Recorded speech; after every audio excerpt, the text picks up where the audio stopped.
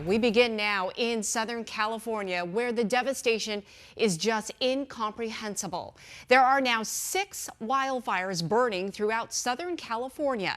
Nearly 2,000 homes, businesses, and other structures have been destroyed in the Eaton and Palisades fires, and that number is expected to rise. So far, the wind-driven flames have killed 5 people and forced more than 100,000 people to evacuate.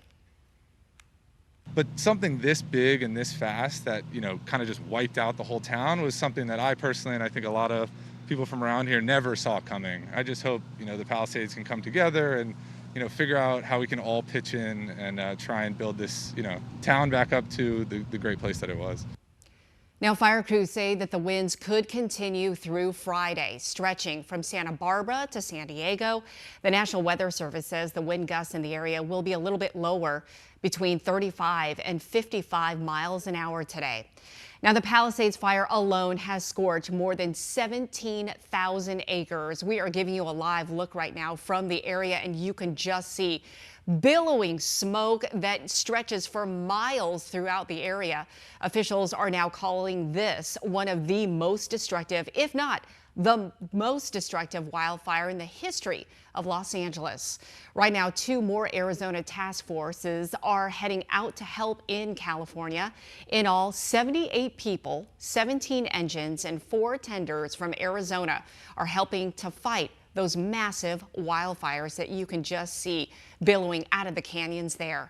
We have live team coverage headed your way. Meteorologist Crystal Long is standing by with a look at what fire crews will be facing on the front lines today. But first, let's go out to Southern California to Troy Hayden, who is live in Pacific Palisades, one of the worst hit areas, with the latest. And Troy, behind you there, it's just unbelievable, the destruction. Oh, wait until I show you more of it, Tram. The good news is at this point, the winds have died down. They are calm this morning. That is, though, expected to change as the day goes on. All right, take a look at this. So this is a small neighborhood in Pacific Palisades. The Pacific Ocean is maybe 200 yards away. But as far as you look up there, every home is reduced to rubble. It's like this little place was wiped off the map, erased. And look, if you look more closely, you've got aluminum ladders here. You've got the back of a barbecue grill that survived. This little dolly here, this little dolly somehow survived, but all the rubber is burned off the wheels. And to show you how dynamic this fire is, all of this is cool to the touch. This burned like 2 days ago. Within the last half hour, we looked up, and a big, beautiful 2-story home, can you imagine a home on the top of that bluff looking over the Pacific Ocean, just caught fire? And it has been burning without anybody trying to put it out for about the last half an hour, and it will burn to the ground. Now, we got here earlier this morning, took a walk around Pacific Palisades. Here's what we saw. When people say it looks like a bomb went off in Pacific Palisades, you can see what they're talking about here. I have covered a number of urban wildfires over the course of my career, and I don't know if I've ever seen devastation this complete.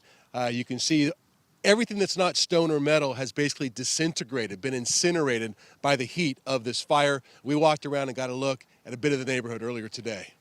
One thing we do see just outside of Pacific Palisades is this: a long line of cars, worried residents wanting to check on their homes, to get back into the Palisades to see if their homes are still standing, get past this area here. Unfortunately, for most of them, depending on where they live, the news is not going to be good.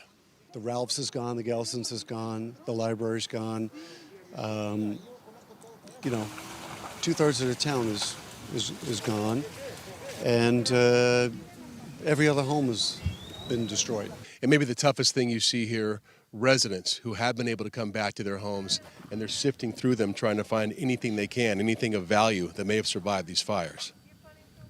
One of the big dangers here in this devastated Palisades neighborhood, power lines. You can see this one is just dangling. And it's not just the lines themselves, it's the power poles. We're going to stay back a bit, but if you look closely at the bottom, you can see it's charged. They think possibly because it's so charred down there and burned, it has been weakened, and these poles could topple over. One of the things we heard a lot was there was a lack of water pressure up in this area when the fire was raging. And you can see this looks to be a water softener that's still leaking water. And you have to imagine dozens, maybe hundreds of leaks like this all throughout this neighborhood contributing to that low water pressure. And you can really see the heat of the fire that came through here. Believe it or not, this is a Tesla, or was a Tesla. Anything that's not metal has just been vaporized. Even the rubber on the tires completely gone. All the cloth on the seats. So this fire moved here with ferocity. So again, you see a lot of this in Pacific Palisades. Even though most residents are not allowed back in, people just kind of walking, kind of dazed looking through their homes, trying to find anything they can that may have survived the fire. Again, the good news at this point is we look right across here at a charred American flag that somehow was not burned. It is blackened, but it is still there, Tram. And it's barely flapping in the wind right now, but everybody is on the edge of their seat. The images you had at the top of the show, top of the newscast, they're burning up here to the north. And so we're going to head in that direction right after this newscast and try to see the firefight up close. But I'm telling you, Tram, I've been to a lot of big fires, San Diego County wildfires. I was in Oakland Hills back in 1991. I've never seen so many homes and neighborhoods basically just flattened. Yeah, you can see why this looks like it could be the most destructive in U.S. history. You know, Troy, I know you've been doing this for a very long time. You left early this morning to head into the area, into Southern California. When you were flying in, what was that like to see from just an aerial point of view? I mean, I'm sure it looked like a war zone just hit the entire area for miles. Right. Yeah. I mean, as you're flying in and dropping into LA, coming in from the desert, right, coming in from the east, you could see the Palisades fire, first of all, much larger than the rest, and that smoke heading out towards the ocean, towards the west. Those are those Santa Ana winds we told you about over and over. That's what makes them so dangerous. And then right next to the Burbank airport is the other big fire where they believe 5 people were killed. You know, unfortunately, and the Phoenix teams coming in here are going to be doing some of this search and rescue, trying to find victims who may still be trapped in these homes. They think that death toll is going to rise. So, again, if you look over here, Tram, you can see this is the Pacific Ocean right here. How often do you hear about fires in LA getting this close to the Pacific Ocean? They think that the fire came screaming down this hill right here behind us, and you can see the remains of a home up there, but came down the hill and then took this entire neighborhood out. But, you know, I mean, it's block after block after block. It's hard to even put into words, I'll be honest with you here. And the stunned people walking around kind of wondering what they do next. Oh, yeah. I mean, think about Pacific Palisades. You know this. Pacific Palisades is almost like the Paradise Valley of LA. Big, beautiful homes, you know, and they're just gone. Yeah. It's truly unbelievable. I mean, you're right. During my college years at UCLA, I would drive through that area, and it is one of the most ritziest places throughout Southern California. And to see something like this, I mean, you hear so many stories of heartbreak. I mean, people who have raised their kids, have lived 60 years in their homes, all to be gone. A lot of them, it still hasn't even hit them yet, that they've lost everything, the memories, the pictures, everything that's gone. And I'm sure you've talked to a lot of people and you're hearing the same, you know, the news that they are just stunned.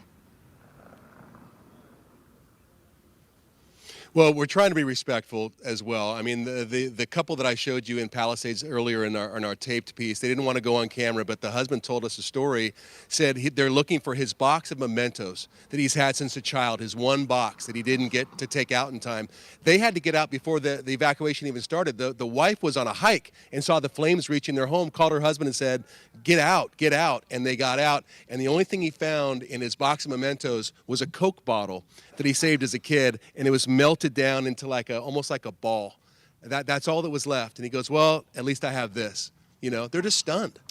Think about it. Think about it. You know, you're a big memory person. Yeah. Think about if all that stuff was just suddenly gone. I know, and it happened so fast, and people just did not have time to react fast enough.